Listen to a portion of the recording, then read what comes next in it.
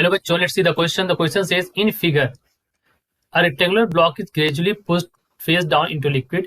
The block has height d on the bottom and the top of the area is this much. In the figure given gives the apparent weight w apparent of the block as a function of the depth h of its lower face. The scale on the vertical axis is set by w as 0.20 newtons. What is the density of the liquid? तो हमसे यहाँ पर पूछा इन्होंने कि density of liquid आप बताओ क्या होगी इस जगह पर. ठीक है, इसके बारे में बात करनी है.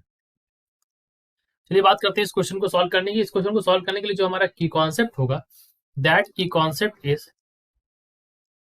देखो अगर हमको एपरेंट वेट निकालना है तो डब्ल्यू एपरेंट इज इक्वल, देखिए यहाँ पर पहले फ्री बॉडी डायग्राम के बारे में बात कर लेते हैं. सबसे पहले यहाँ पर हम बात करेंगे फ्री बॉडी डायग्राम के बारे में. ठीक, तो फ्री बॉडी डायग्राम अगर हम ड्रॉ करें यहाँ पर तो इस तरह से मान लीजिए, ये मैं ड्रॉ कर दिया मैंने. तो ऐसे लिक्विड में नीचे, ठीक है, तो ये हमारी क्या है, this much part, this is the height जो कि लिक्विड के अंदर है, और ये डी है पूरा इसका. ठीक, तो अब देखिए यहाँ से क्या होगा, यहाँ पर अपवर्ड जो आपको लगेगा वो बाइंड फोर्स लगेगा, नीचे यहाँ पर लगेगा mg. तो जो अपरेंट वेट आ जाएगा that is equal to mg minus F D, that is bind force. ठीक है, अब इन्होंने कहा है, देखो इसमें इन्होंने कहा है कि जो इसकी वैल्यू है डब्ल्यू एस की वो 0.20 है इस पॉइंट पर. तो 0.20 अगर इधर है तो यहाँ से स्टार्ट करो तो 0.05 हो जाएगी, यहाँ पर हो जाएगी 0.10 हो जाएगी, यहाँ पर 0.15, यहाँ पर 0.25 ऐसे हो जाएगी. ठीक, तो अगर आप यहाँ पर डब्ल्यू एपरेंट निकालना चाहो तो आप ले सकते हैं. देखो mg की वैल्यू जो है वो कितनी है यहाँ पर, सबसे यहाँ पर जब यहाँ पर ये बायसी फोर्स नहीं लग रही यहाँ पर, इस जगह बिल्कुल इस जगह पर, तो यहाँ पर डब्ल्यू एस अपरेंट यहाँ पर वैल्यू है इसकी 0.25 mg की माइनस, अब देखो बाइंड फोर्स क्या होगा, that is equal to mass into mg, मतलब m इंटू जी होता है. तो यहाँ पर density of the liquid volume displaced into G, ऐसे कर देंगे. ठीक है, अब अगर ये पूरा ही डुबो देंगे इसके अंदर, अगर ये पूरा डुबो देंगे तो 1.5 सेंटीमीटर पर, देखो यहाँ पर इन्होंने पूरा ही डुबो दिया.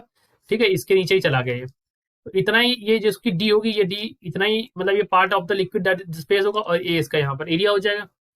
तो आप इसको लिख सकते हैं, देखिए यहाँ पर डी की वैल्यू जो आ जाएगी वो कितनी रह जाएगी, वो तो 1.5 ही रह जाएगी अकॉर्डिंग टू गिवन. तो डी की वैल्यू जो हो जाएगी दैट इज 1.5 सेंटीमीटर. और डी की वैल्यू 1.5 कब आ रही, मतलब ये जो यहाँ दे रखा ना एच जो है वो यहाँ पर क्या हो जाएगा, डी के बराबर, यही पार्ट तो डिस्प्लेस करेगा. तो ये डी की वैल्यू 1.5 आ गई. तो यहाँ पर डब्ल्यू एपरेंट कितना है, डब्ल्यू एपरेंट यहाँ पर है 0.10.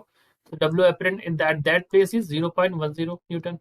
ठीक, तो आप इसको लिख सकते हैं, राइट दिस एज, यहाँ पर हो जाएगा डब्ल्यू एपरेंट मतलब 0.10 इज इक्वल टू 0.25 माइनस यहाँ पे डेंसिटी ऑफ लिक्विड जी, और यहाँ पर देखो वॉल्यूम को लिख दो एरिया इंटू डी. ठीक है, तो डेंसिटी ऑफ लिक्विड अगर हमको निकालना है तो दैट इज इक्वल टू, देखो इसको घटाएंगे ना वहां पर, तो ये हो जाएगा 0.15. ये प्लस वाला माइनस वाला उधर भेज दिया, इसको उधर ले आया तब घटाया था हमने. जी की वैल्यू 9.8 रख देंगे, और ए दे रखा आपको 8 सेंटीमीटर स्क्वायर, तो इसको मीटर बदल लेते हैं, 10⁻⁻4 हो जाएगा. और 1.5 सेंटीमीटर को आप बदल दें तो 1.5 10⁻². डी की वैल्यू जो 1.5 थी ना, ये सेंटीमीटर्स में थी, इसको भी हमने मीटर में बदल लिया. जब हमने इसको सॉल्व किया तो डेंसिटी ऑफ लिक्विड जो बन के आया that came is like 1.3 × 10⁻³ kilogram पर मीटर क्यूब. इसको आप ग्राम में बदल लीजिए तो 1.3 ग्राम पर सेंटीमीटर क्यूब, इस तरह से करके हमारी आ जाएगी. तो यही हमारा डेंसिटी ऑफ लिक्विड हो जाएगा, 1.3 हो जाएगा. ठीक है, जो भी हमसे क्वेश्चन में पूछा गया था. तो क्या हो जाएगा आंसर, यहाँ पर आंसर आपका हो जाएगा 1.3 ग्राम पर centimetre cube. Right, so this is our answer. I hope you understood it well. Best of luck.